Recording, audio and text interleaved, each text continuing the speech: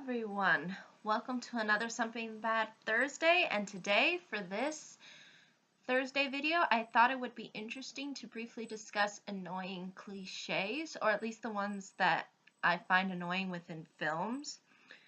You could, I guess, also count TV shows because those happen as well, probably throughout TV shows. Some of them maybe, some of them not. But basically, these are the ones that I found to kind of, I guess, really annoy me the most or bother me the most, and therefore I think they're bad because they're annoying. So, yeah, I'm going to be discussing the ones that I find to be a little bit too ridiculous and therefore not fun to watch. Okay. First one being, I think, a big one that everybody seems to note is the over-hamminess and use of CGI. This can be seen throughout movieography, mostly movieography. I don't think really TV shows rely too much upon CGI, but when CGI is there and it's not used properly, it looks very fake and very cheesy and doesn't create a sense of wonder or beauty or awe, at least to me. It just feels fairly plastic. Yeah, I think that's something that I think bothers a lot of people because instead of relying on actual things, the movie makers just decide to use computers and use it as an easy tool. And I understand there's certain parts and bits where you probably can't not use CGI, but I think the overuse and overexposure and saturation of CGI, especially within the film itself, really makes it hard for, I think, an audience to get engaged. I think CGI works well as a background, but when they're using it really as the foreground, it really comes off as just odd. There are times where I think it could work well in the foreground, but in a limited sense. And that's when I think we get things that ultimately result in it being very just fake and you don't feel like you're watching a film that's supposed to be live action. You feel like you're watching animation when really it's not supposed to be animation. So yeah, it's very confusing, and I think that's part of the annoyance that I get from it. And I think just the overuse just shows the laziness of Hollywood, and that, yeah, it's a lot easier to just put things on a computer now as opposed to actually getting props out and using props. So yeah, that's just something that I've emphasized before, and I've made a whole video sort of dedicated to it. But I thought it would be an important one to bring up because I feel like it is one of the big ones that I think bothers a lot of people and bothers me as well. Second cliche that I think annoys a lot of people, including me, is the misunderstanding, which leads to drama.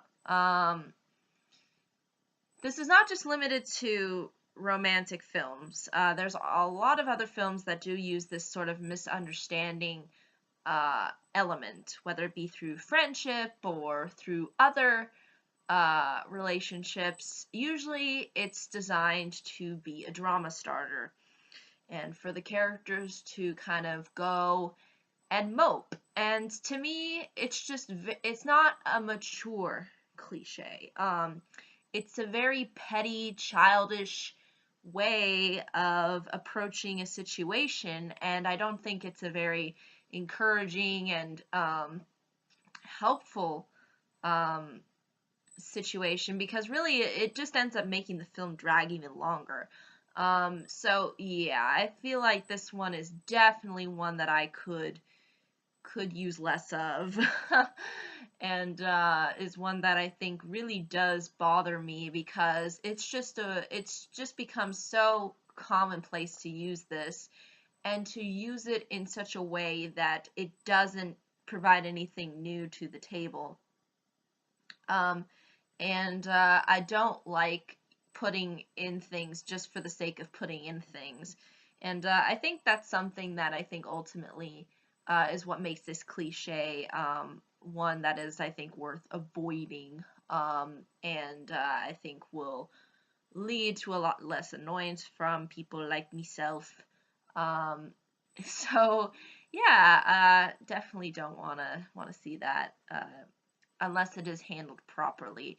And usually, I think films like to jump on the bandwagon of other films and then don't do anything new. And again, it sort of goes back to sort of that laziness that the CGI, does. So again, way overplayed and could be used in better formats.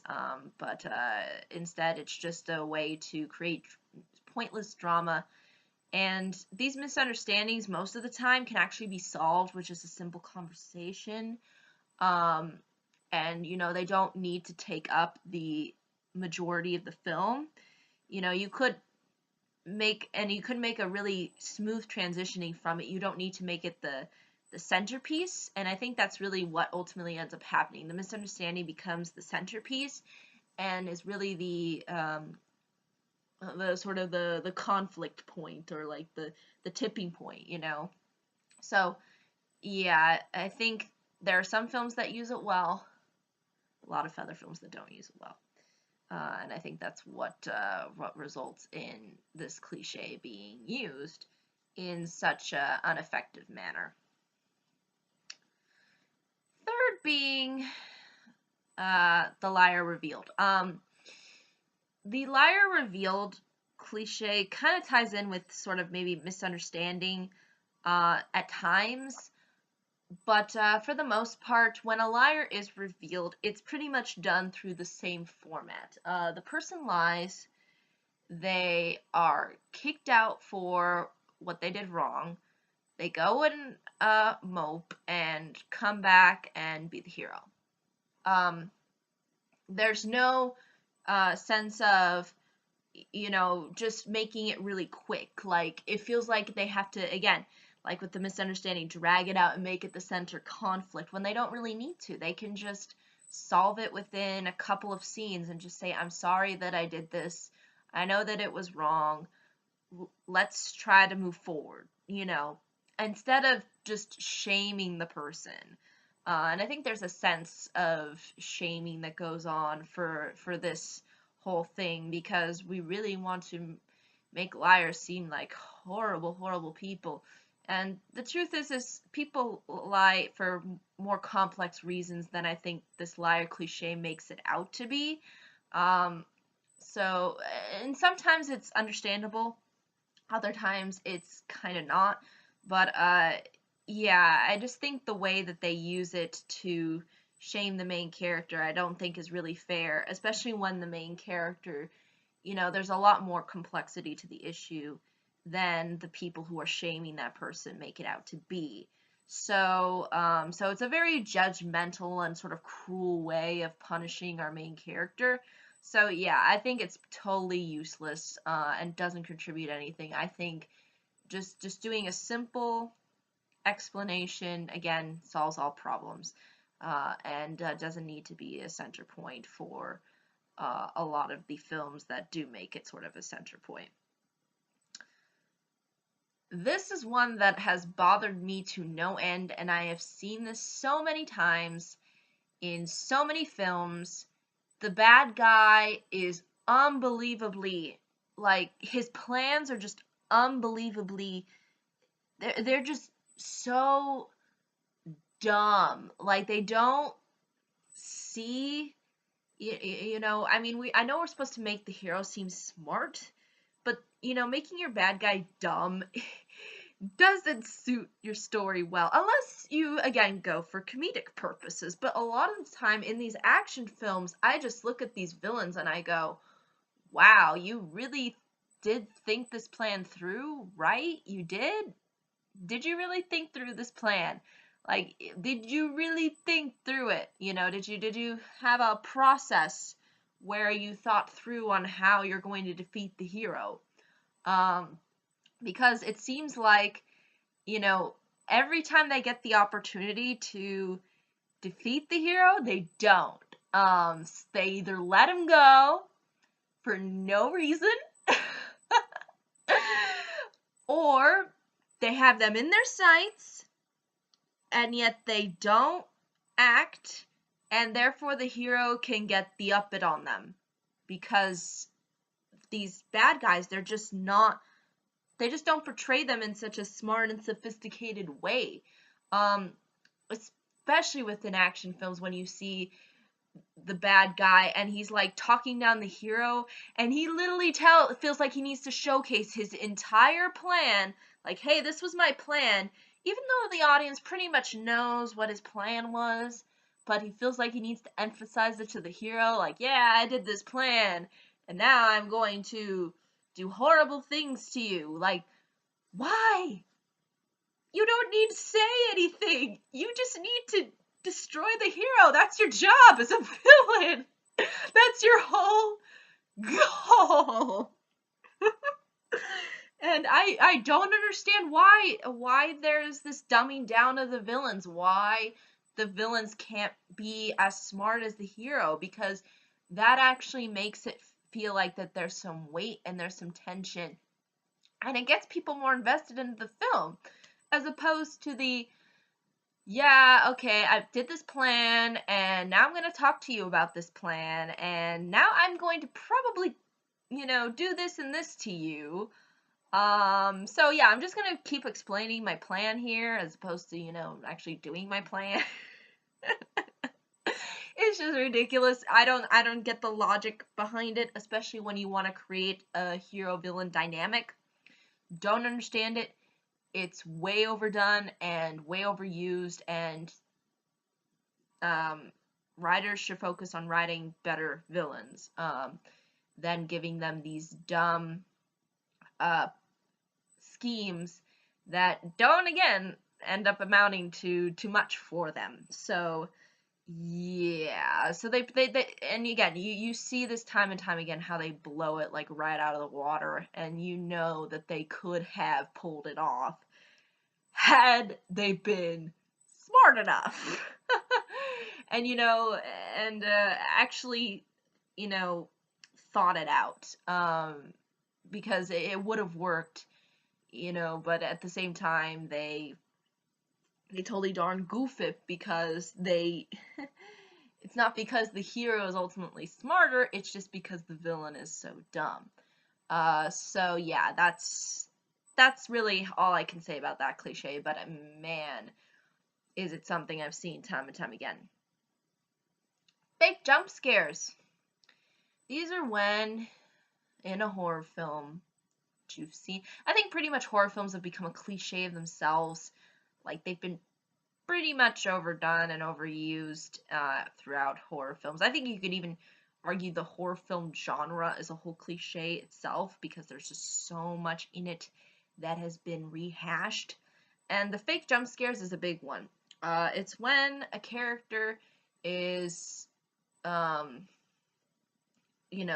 going through a scene that seems somewhat mysterious, and then somebody pops out, and it's really not the person, it's not the villain, it's not the threat, it's just somebody that they know, or, it's one of their, it's just somebody that's not necessarily part of or working with a villain at all, or leads to any scary moment. It's just there to just be fake. And I think it's just it's one of the most overused things I've seen. And usually if you see a low quality horror film, that's usually what they'll use. Like, they'll use that fake jump scare. They'll use it big time. So yeah, it's just one that bothers me, because I'm like, really? So we weren't gonna see anything scary happen, huh? Okay. All right. I guess I'm watching a horror film for nothing. Okay. So yeah, completely overdone and overused, and you can almost predict it too, because usually it happens at around a time where you think, nah, I don't think anything could really happen at this point. I mean, it just feels logical that nothing would happen. So yeah, it's there's no surprises with it. It's dull as a rock, and it doesn't serve anything to the story. It's just there for the sake of being there. Um, so yeah, something that really, really bothers me. Another one that kind of grinds my gears is blowing up a car that ends up blowing up after it falls down. Cars don't work that way. When you're showing an actual car like falling down, it doesn't explode. Like it doesn't. That's not how cars function. Like the odds of a car exploding are just astronomically slim, and they need to be under the right circumstances in order to blow up. But no, we're gonna show it blow up because that looks cool. And it's like, no, you don't just blow stuff up for the sake of blowing them up. Um, it's like if I were to drop this book and then boo, it explodes. It's just that nonsensical. It's just there's just no thought or effort put into that. It's just there for the sake of being there. Again, just one of those things where I just go, why? Why does it need to be there? There's no point. It serves no purpose. Okay. Now this is another one that really grinds my gears too. This feel guilty plot movie point. Um, you'll see this with a lot of films. Usually films that revolve around a group, one group being the evil group, and then one group being the good group, and then maybe there's some interchangeability between groups, like, there's like shades of gray in there. But again, that's really not the huge emphasis in the film, as so much as to make you feel guilty, to make you feel, oh, I feel so sorry for group B who's being insulted by group A, and oh, isn't it so tragic, and oh, should we feel so sorry?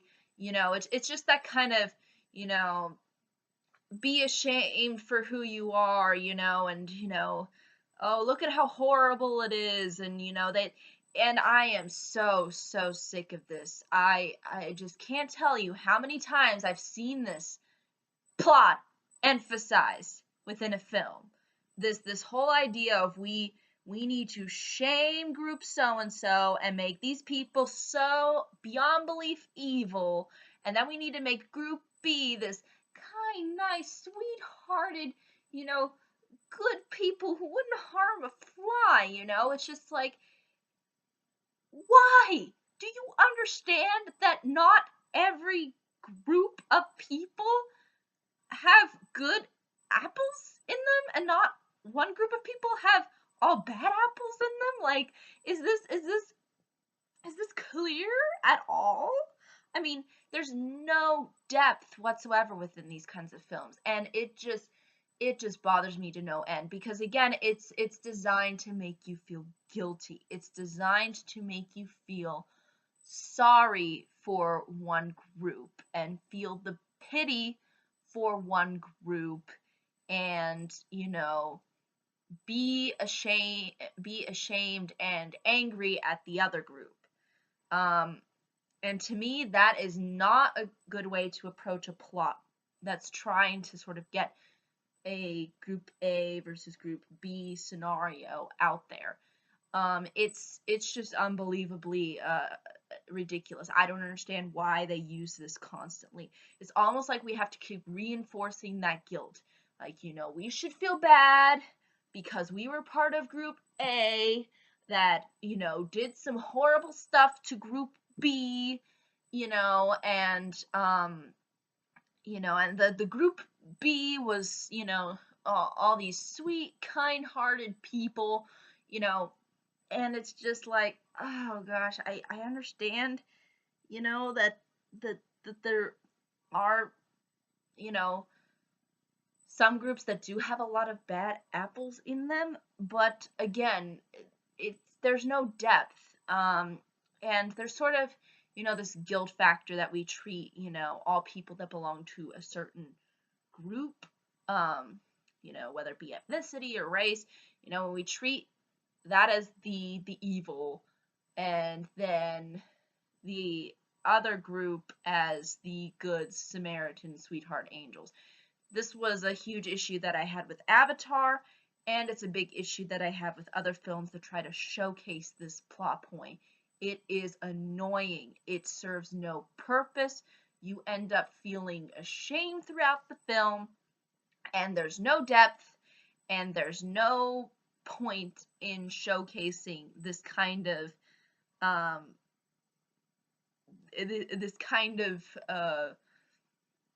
this kind of guilt factor that especially with films that take place in the past, how we're supposed to feel, ashamed and, horrible for all the bad things that have happened in the past, that again people have had no control maybe really over. Even in the past, they probably didn't have a whole lot of control over it, and then we create this whole guilt scenario, like we should feel ashamed as an audience of our human race and our species and all this stuff, and it makes me cringe to no end. I just think it's ridiculous, and I'm so tired of seeing it.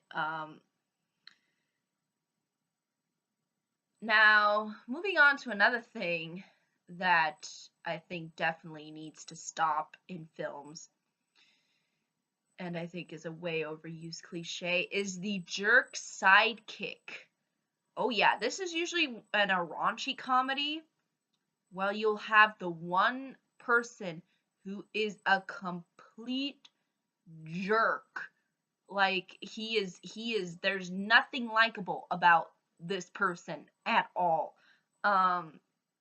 Sometimes people will coin it as that some of these characters can be considered, in the lovable jerk category. But these jerks that I'm talking about don't serve a purpose other than to, make the main character's life a lot more miserable and portray this mean-spiritedness that is designed to make laughs. And to be honest, I find that very annoying. I don't think it serves any purpose to the story. It doesn't add anything to the jerk sidekick or to the main character. In fact, this jerk sidekick is really a burden to the main character and really pushing the main character further down to a level where you go, why is this person even a sidekick in this movie? So yeah, I just think it's just one of those things where there's the person is just not one you want to have hang around with, or just one of those characters where you just go, really, why is this person here?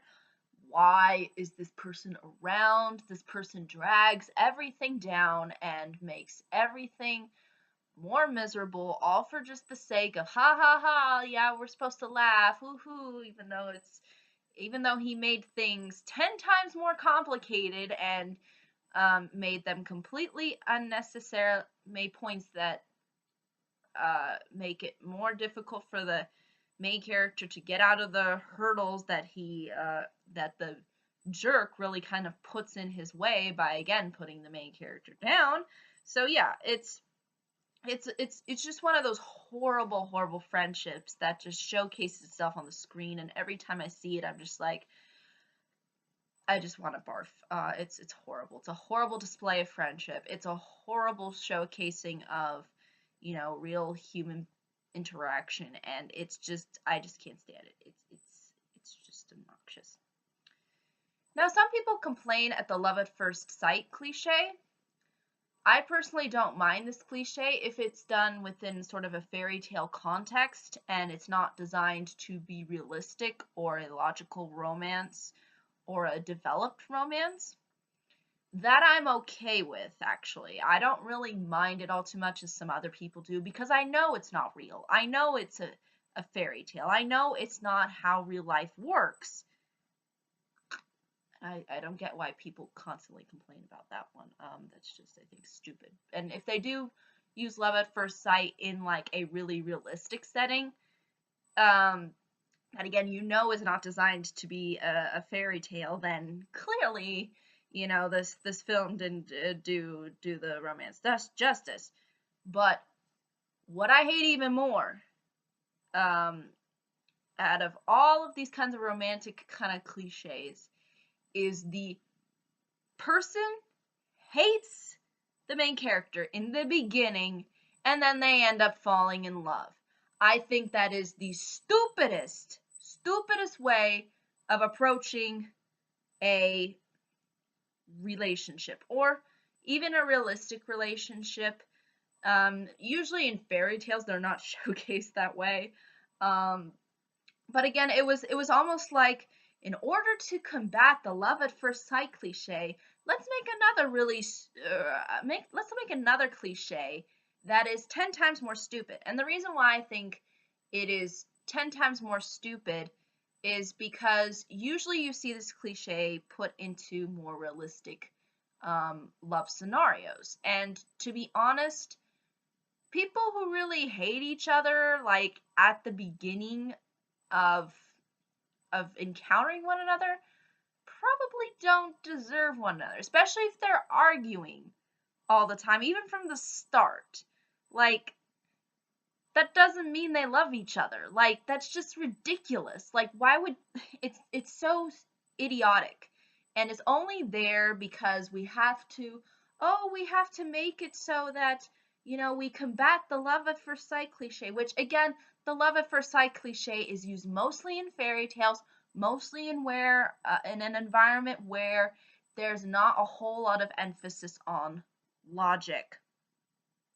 And again, if they do put love at first sight cliche that is not a fantasy oriented setting, then yeah, they screwed up. And yeah, they shouldn't have done that.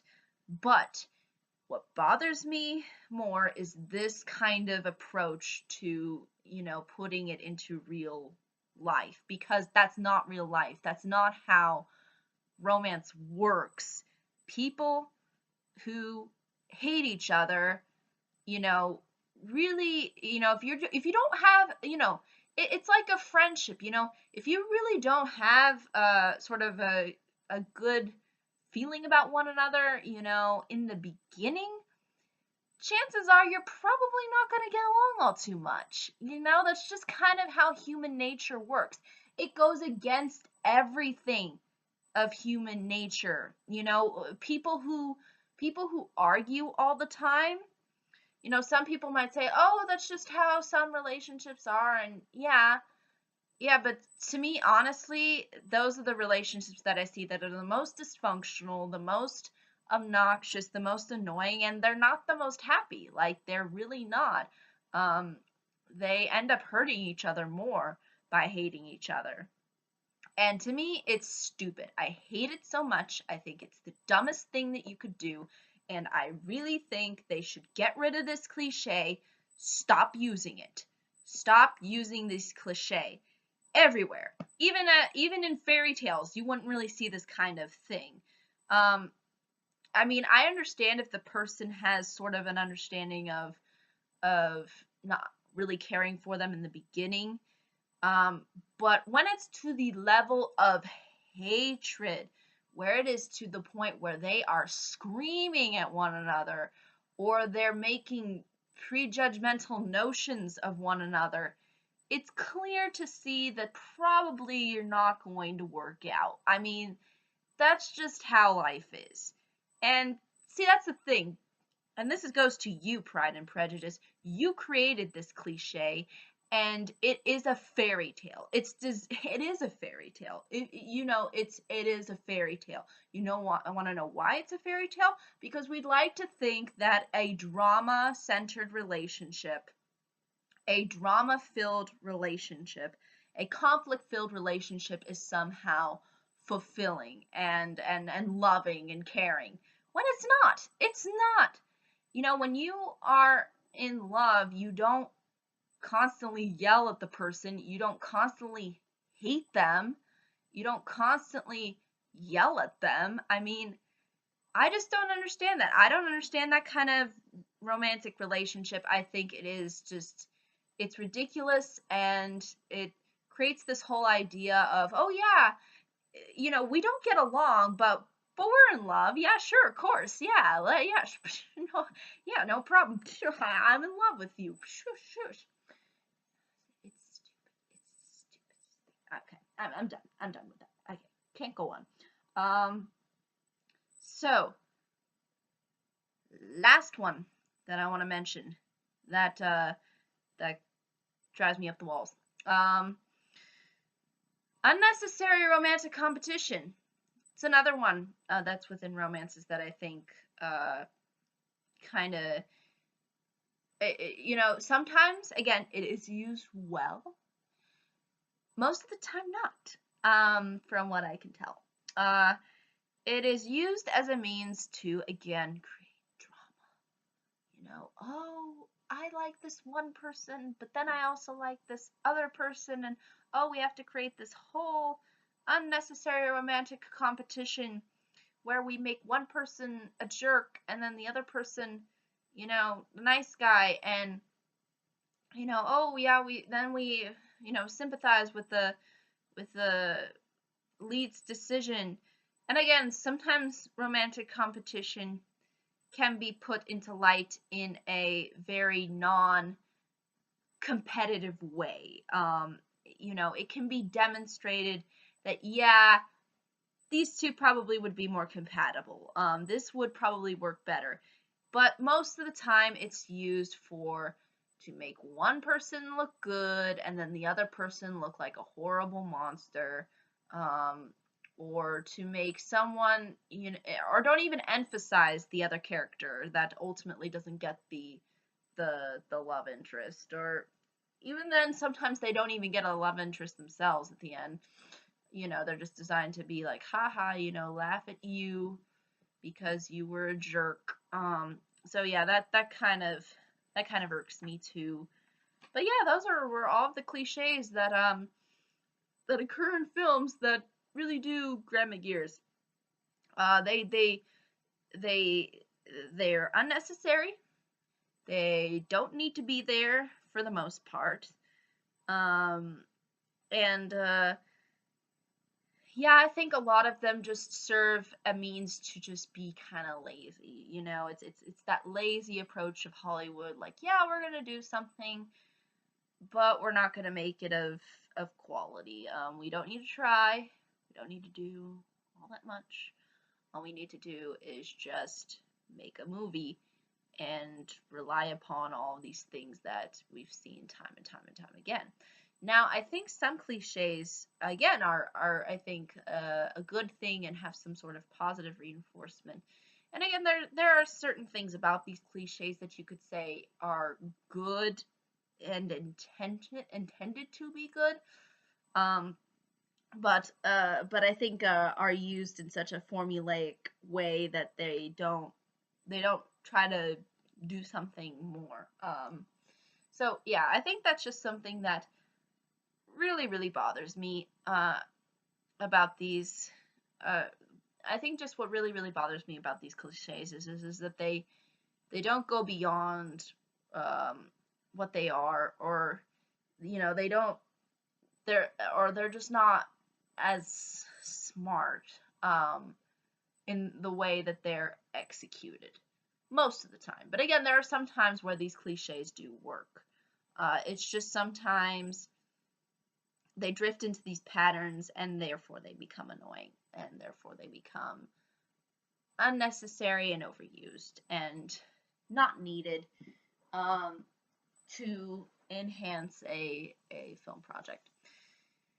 So ultimately, I think that's really all I can say about these but again, if there are any questions, comments, concerns, I'd be more than happy to answer them.